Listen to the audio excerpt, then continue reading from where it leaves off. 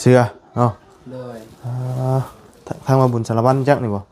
แม่นก็บุญสารวัตรมแม่นเลยยันถ้วยเดียวโอ้ถ้วยบวงถ้วยบวงถ้วยใหม่เลยเนาะ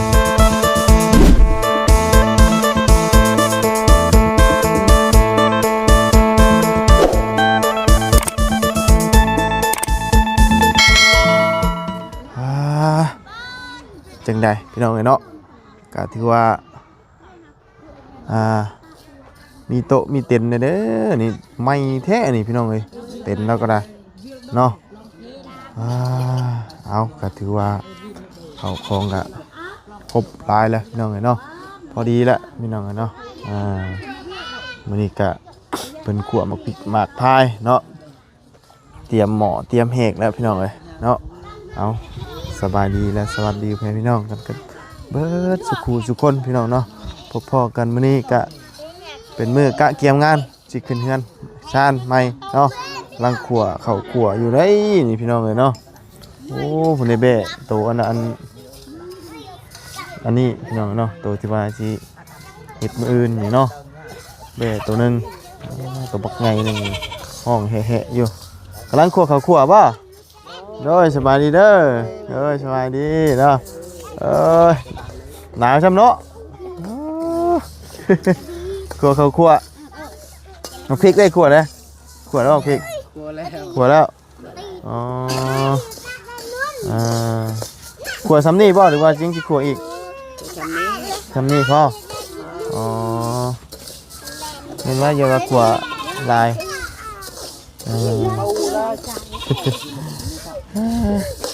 โอ้นี่ใหม่ได้เนาะหากันชื่อจักบ่เนาะสบายดีทั้งเจียงเฮาเนาะอันนั้นบ่โตเท่าไรก่อนนี่น่ะล้านห้าอ๋อก็ธรรมดาเนาะก็โตใหญ่อยู่เด้หัวแบนแพงอยู่แล้วเนาะอีกอย่างมันแพงอยู่ได้แบนงัวนี่บ่ได้แพงเลยเดี๋ยวนี้นะงัวบ่ได้แพงจำแบ่ครับมาบ่ได้เนาะมาดีเด้อมาอันเที่ยงพุ่นบ่มาแต่เช้าพุ่นมาฮอดนี่2 โมงอ๋อเฮ็ดได้จับหิวมาแล้วบ่แบ่น่ะโอ้เฮาจับอยู่หลังลูกเฮานะจับอยู่หลังมันก็ขับเฮาจับแบ่โอ้ขี่นำกันรถ3คนกับแบ่3 คนฮะลงเตปูโดยบ้านอ๋อโดยไปบ้านนี่เนาะขี่3 คนมาเลยทั้งลูกทั้งเมียแล้วก็แม่พร้อมเฮานี่3กับแบ่เฮา3กับแม่เมียเฮาก็คันทั้งหาอ๋อเลย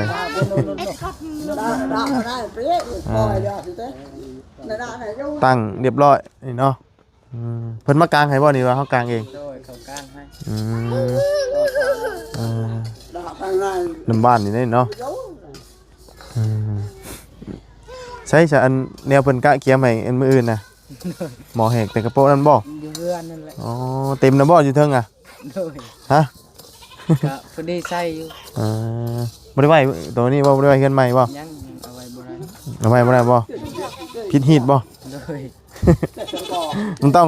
เขาขึ้นก่อนจังเขาจังได้อันว่าเอาเครื่องของขึ้นเนาะเนียนอยู่เครื่องใหม่ได้อยู่ขึ้นก่อนจังได้ประมาณ3 มื้อขึ้นได้โดยอันนี้เอ้ยกกบ่นี่น่ะเอ้ยกลางบ่อ๋อเอ้ยกกมือคันบ่บ่ทั้งหมดมีกี่คนทั้งหมด6 คนเอาผัวเลย3มีผัวผู้นึงนี่แหละลูกหลอยอันนี้ลูกลอยนี่เนาะผู้หญิง4ผู้ชาย2ยิง4ชาย2โดยมื้ออื่นจังสิได้มาเนาะโดยหมักพริกขั่วเรียบร้อยแล้วเนาะจังเนาะแล้วพักได้ฉบับอยู่ใช้เหมือนพักเอาเลยฮะเอาเลยเอาได้นี่บ่เอาพักข้อพัก พุ่นเพื่อนแม่ย่า อ๋อ เพื่อนน้องปูนา อืมผักบัวผักหอมเนาะไปเอาแล้วอันแม่นี่เช็ดได้เช็ดแบบลาบบ่ เด้อหากบ่ฮู้แล้ว โอ้คือกันอ๋อ ได้สมัครรอด เออ แกให้ลงโพ โดยแต่มันก็น่าจะลาบหนึ่งเนาะแหละลาบลาบมันแหละลาบเบะเนาะจำหีดจำคล้องกับเบะขัวข้าวขัวโยเนาะยังทันได้ได้นี่ต้องให้มันดำๆก่อนเนาะมันบ่ดำมันบ่หอมนะเริ่มหอมมาแล้วนี่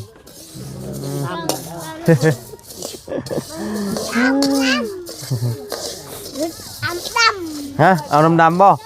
เอาดำๆเนาะ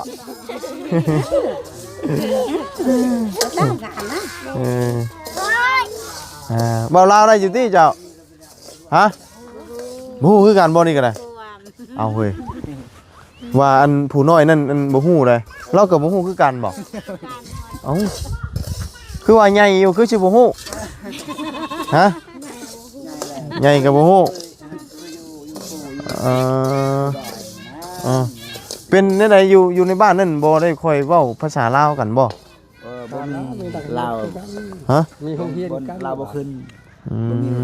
ซื้อขายแบบสินค้านี่นั่นน่ะบ่ลงโรงเรียนเด้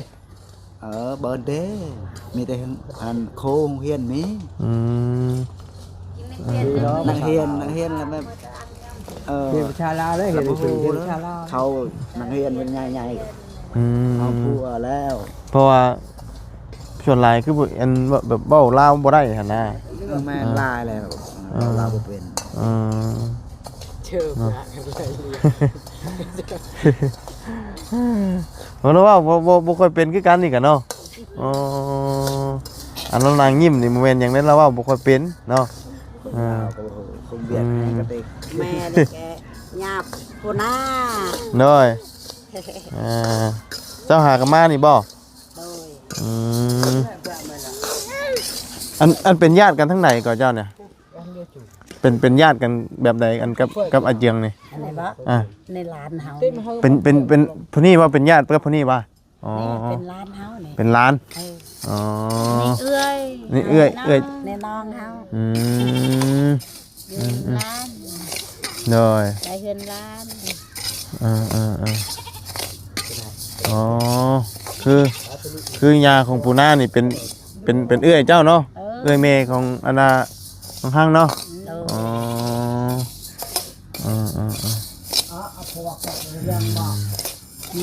มาขัวมาเขาขัวแล้วกันนะเนาะเจ้ามากับไผจ้ะมาไปเดียวมามไปเอาจะไปเอาบ่อ๋อไปกันโดยไปเฮ็ดกินลานบ่มานำบ่มื่นบ่มื่นเช้าจังได้มาเนาะปอนกับม้ามื้ออื่นฮะสมปอนลูกเฮาโดยมื่นเช้าเนาะมาให้เฮ็ดกินขึ้นเฮือนขึ้นทานได้เวลานี่จักโมงก็9 โมงบ่ประมาณ9 โมงเที่ยง9 โมงเนาะ9 โมงได้พอดีงามเนาะอันนั้นมาอันสิวันที่9เนาะเวลา9 โมงเนาะแต่ละก็แต่งละเหลี่ยมเอาเนาะผักหญ้าอีหยังก็เตรียมมาแล้วเนาะหัวข้าวนี่ก็ใส่บ่ลาบเบ้นี่บ่ใส่บ่ใส่คือกันใส่บ่เลือกร่างเจ้าใส่จ้ะเพิ่นซื้อหยังได้มาให้ครับเบิ่งดูอันเพิ่นซื้ออยู่เฮือนนั่นแหละเทิงคุณบ่ไปเบิ่งดูเบิ่งกันเป็นพวกอันน่ะถ้วยหยังถ้วยโฟมบ่ถ้วยมันเอาลงในเฮือนครัวแล้วไปเบิ่งกัน โอ้ปูสาดแล้วโอ้นั่งนั่นเนาะปูสาดเข้าไปแล้วโอ้ไม่งามแล้วบาทนี่โอ้เต็มเลยเนาะโอ้ดี ใจ ซ้ำสิอุ่นบาทนี่ โดย อุ่นปัญญังเต็มเลยบักกะลายหนึ่งของใหม่เนาะมีครบไปเลยพี่น้องเอ้ยเนาะนี่เลยเต็มเบิดนี่เสื้อเนาะ โดย ทางมาบุญสารวัตรจักนี่บ่ แม่นบ่บุญสารวัตร เสื้อมา เสียงนะ โดยว้ายสามสีใช่สามนี้ก็ได้เนาะ โดย นี่แหละเสื้อหมอนที่นอน โดย ผ้าห่มผ้าแพร่เนาะ โดย แล้วก็สาดปูนี่ก็นอนโอ้ยคักปัญญังบาดนี้สิบ่ได้หนาวเนาะเจียงเนาะ โดย มื้ออื่นก็สิบ่ได้หนาวแล้วสิบ่ได้เย็นปานใดแล้ว โดย ฝนตกมาก็สิบ่ฮู้แล้วบาดนี้เนาะบ่ต้องย้านบาดนี้เนาะเอาเนาะมีแต่ว่าเวลาอันว่ามองอันยังกระโตกอันว่าอันพักผ่อนมีไก่บ่ ไก่ยังบ่มีและไก่ ยังบ่ได้เฮ็ดบ่ได้ใช้ไก่บ่อันยังเวลาเพิ่นเฮ็ดอัน ต้องเฮ็ดและไก่มักแข็ง อ๋ออันเวลาเฮ็ดอันซาบ่อันยังเพิ่นเฮ็ดน่ะ โดย เนาะต้องมีไก่แล้วก็เป็นลาบเป็นหยังในใส่ในผักเขาเนาะ โดย ใส่กระโตกกระเต็นเอาเนาะถือว่าโอเคแล้วพี่น้องเนาะทุกสิ่งทุกอย่างเสื้อ2เครือ โดย เนาะ3เนาะ โดย โอ้3เลยพี่น้องเอ้ยเสื้อซ้3เครือเลย ำมอน2-3มัด โอ้ซ้ โอนซี ำเลย3 4ใช่เนาะซาด ชาดพร้อม 3-4-5 อันปูนั่นกี่แม่นบ่ โดยแม่นมัด อ๋อ ตัวนี้ซาดเอาเสียง เนาะนั่งอยู่นี่โอ้ยคุณชุยๆบาดนี่เข้ายังก็มาแล้วบ่ เข้ายัง บ่เข้าอันน่ะ1อันน่ะมาเลย โดยมาแล้ว มาแต่เว้นเลยเนาะ โดย แต่ก็ซ้ำบ่ โดยกระชาบน้ำ อ๋อ เรียนซื้อ โดย ช่างนี้เขาได้ใช่ คือมาลงเป็นแพ็คเนาะลงให้แพ็คหน่อย อ่า ลงให้พออันผู้ใหญ่คนกินลงเป็นแพ็คก็ได้มา เงินเอาที่มึงอยู่ อ่า เงินเอาเนื้อปลาเดินบากอยู่ นั่นแหละเนาะกับบ่มีหยังมื้อนี้เนาะเพอจัดเกียมไว้บ่ได้มันกับมันมีหยังเนาะ โดย มีแต่ว่ามื้ออื่นน่ะขาแบะแล้วก็เฮ็ดลาบเฮ็ดก้อยอันนั้นเนาะ โดย พอแล้วหีดแล้วคล้องเนาะกับผู้มาแน่หรือว่าบ่มาแน่เนาะ โดย ไปบอกแล้วบ่ชอน งั้นบอชอนบ่เห็นจักเทื่อเลยบอชอน บ่เห็นบ่ โดยมีแต่เห็นตอนเที่ยงบอเสียงมาให้เราถ่ายแล้วก็เข้า อืม แต่ว่าลืมบอกอีก อืม มันก็คือเก่า น้อยบ่พ่อเรา ต้อง คือว่า แล้ น่ะ วสอง ก็ไปเนื้ออยู่บ่อยู่ก็ไปหากันเนาะเฮ็ดอะไรจ้ะหมู่คู่กันบ่อยู่เนาะไปหากันนั่นแหละบางเทื่อก็สินอนเฝ้าปลามันคำว่าบ่มากัน โดย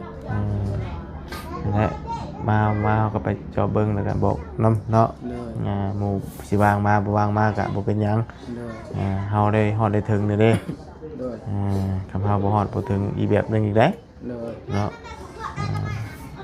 และมื้อนี้ก็กางเต้นเรียบร้อยเท่าไหร่ก็ค่าเต้นนี่ 4 เส้น 400,000 โดย 400,000กีบเนาะอันหนึงพอดีได้นั่งอยู่นี่นะพี่น้องเอ้ย โดย เนาะนั่นแหละโต๊ะเต้นเอามีแต่ว่ามื้ออื่นเนาะ โดย เริ่มพี่น้องเลยกับเบิ่งกันว่าสิมีหลายคนบ่น้องผู้สิมาร่วมนำกัน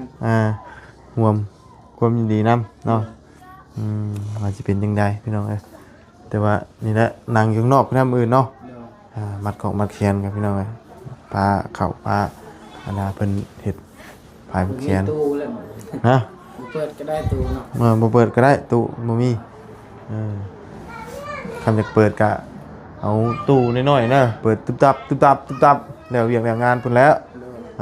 เฉลิมฉลองวะแต่ทั้งนี้นี่เพิ่นมักกินม่วนกันนะอยู่พี่นะขึ้นเฮือนขึ้นหยังก็มีบ่มีนี่เพิ่นก็สิหาตู้หาหยังมาเปิดเด้มักม่วนเนาะเจิงเนาะทางนี้เนาะแบบว่ากินนี่เบิดมื้อเลยก็ว่าได้คำว่าเพิ่นได้กินแล้วเฉลิมฉลองเลยเป็นแนวนี้ทางนี้นะพี่น้องเอ้ยต่างกันกับทางเฮาอยู่เอาเนาะขาดแต่พื้นไฟนี่เนาะยังบ่ทันหุงอยู่300 วัตต์พุ่นนี่หุงคักปานยังยามตอนคืนจังหน่อยพุ่นแหละไปสาลงเฮาเนาะหนาวเลยพี่น้องเอ้ย กินบนน้ บ่ยังหากินข้าวมากนี่อิ่มเลยกินข้าวเพื่อนสังหัวเพิ่นเนาะเย็นพี่น้องเอ้ยทางนั้นก็คั่วอยู่ฮึบไปบ่ได้เลยเนาะเอ้าเจ้ารถใช้ไปครับ ำยืมรถอันนั้นเขาทำ บ่ รถ อ๋อกี่ว่ารถนี่ขี่ได้ไปแล้วนะได้นะบ่ได้เลยเนาะให้ผักหอมเจ้าไปลกเอาบ่มันบ่ใหญ่บ่ ยังไม่ยังไป อย่ามีแต่ว่าเอาเพื่อนญาน้องปูนาเนาะบ่ได้ใช้งานซ้ำ บ่ได้ซ้ำบ่ทันเนาะถือว่ามันบ่งามแล้วทั้งนั้นเฮ็ดหยังน่ะหัวค่าน่ะคือหั่นเปาะๆอยู่ไปตำอันว่าใส่ลาบแบ้นี่บ่บ่เจ้าสิซอยบ่ถามแล้วกันเจ้าสิซอยบ่ฮะเจ้าสิซอยบ่สิฟักบ่ เอ้าบ่ต้องตอบ ฮะ ต้องลืมชวน ฮะ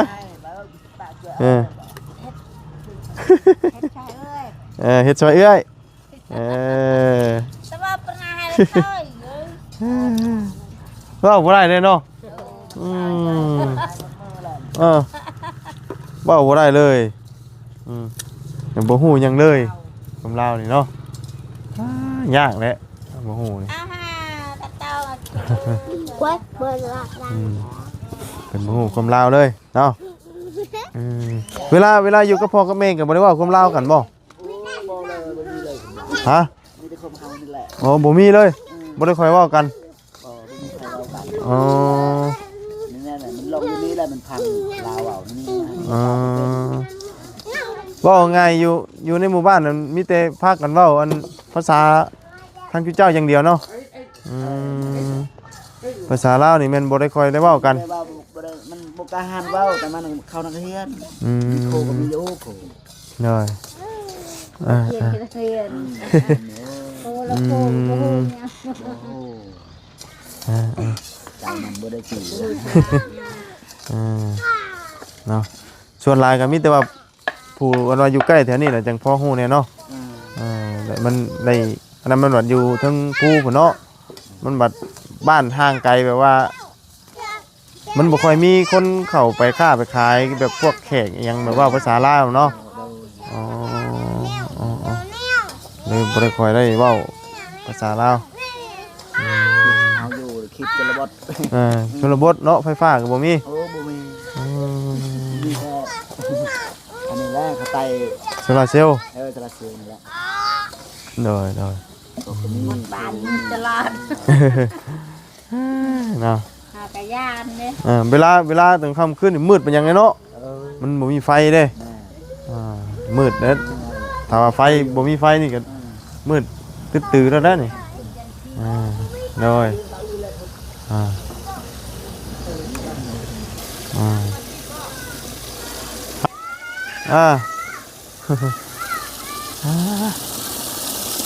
เปิดน้ำใส่ไว้อันนี้ข้าวบ่นี่น่ะฮะมาแล้วติ จักบ่แม่นเลยยันถ้วยเดียว โอ้ถั่วบวง อืมถ้วยบวงถ้วยใหม่เลยเนาะ โดย หากระซื้อมานี่บ่ โดยหากับบ่เซียนซื้อ อืมอืมอืมอืมถ้วยบวงเนาะอันนี้คือเฮาไว้ใส่ในครัวเรือนเฮาเลยบัดนี้ โดย สบายแล้วเนาะเฮ้ยอันนี้พี่เป็นหมอใส่หมอเป็นหมอแกงอะไรตัวนี้ บ่ยืมของเขา ยืมเนาะอืมได้ ขึ้นหนาวแท้นี่เย็นเนี่ยเย็นแห้งดีบัดนี้อากาศโอ้ยสะเงียดพี่น้องเลยเนาะเอามื้อนี้กับบ่มีหยังแล้วมื้อนี้จบเลยเนาะ โดย มีแต่ว่านี่กับมื้ออื่นเพิ่นจังได้กลางเนาะโต๊ะเต็นนี่ก็ได้มีแต่กะเกียมขั่วข้าวขั่วเท่านั้นเนาะไผสิเป็นมื้อสังหารมื้ออื่นนี่ จักแล้ว ฮะ บ่เป็นคือกัน เอ้าคิดว่าสิเป็นไผจ้ะ ต้องไอ้น้องเฮาอัน เนาะเฮาบ่เคยได้นี่เนาะ โดย ต้องมีมื้อสังหารเด้ บ่กล้าได้ว่าบุญบ่กล้านะเนาะบ่กล้าเป็นมื้อสังหารนะแต่เก่าก็บ่เคยนะพี่น้องแต่ว่ามันต้องมีครอบครัวเนาะผู้ที่ว่าเพิ่นเคยขาแบ่ขาอย่างนั้นนะ